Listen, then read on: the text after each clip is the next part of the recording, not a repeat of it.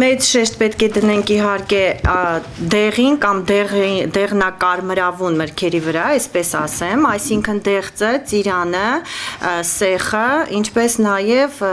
գազարը, անպայման։ Այդ սննդամթերքը շատ կարևոր է հղի օրգանիզմի համար, հղի կնոջ համար հիգիենան պետք է լինի գրեթե կրկնակի, ինչու, որովհետև մաշկը կատարում է շնչողական ֆունկցիա, շնչառական ֆունկցիան կատարվում է մաշկի միջոցով եւ բնականաբար այն մաշկը, որը պատված է կեղտի փոշու շերտով, չի կարող նորմալ շնչել, իսկ եթե կնոջ մաշկը չշնչեց, բնականաբար տուժում է պտղի շնչառությունը, այսինքն կինը պետք է ընդունի լոգանք նյութերով համապատասխան օրը 2 անգամ առավոտյան երեկոյան հղի կինը, իսկ այդ արանքում մի քանի անգամ ցնցող սառը կամ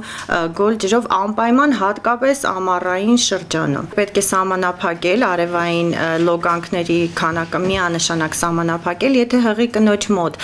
բարդություններ չկան հղիության հետ կապված, բնականաբար նա կարող է հանգիստ մեկնել ծով։ Կլինիկան ցույց է տալիս, որ շատ բան կախված է եղել այ մոր տրամադրության, ստրեսների եւ այլն։ Անգամ սնունդը, որ մայրը ընդունում է եւ դա ուժեղ ստրեսի տակ է ընկնում, այդ սնունդը կարող է որոշակի փոփոխություն կրել, քիմիական փոփոխություն, տոքսիկացիա կարող է լինել։ Երեխայի իսկ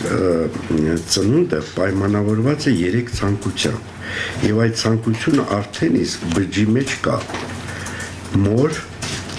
ուրեմն հոր երեխայի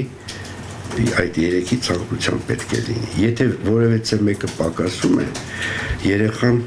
ախտահարված կարող է ծնվել։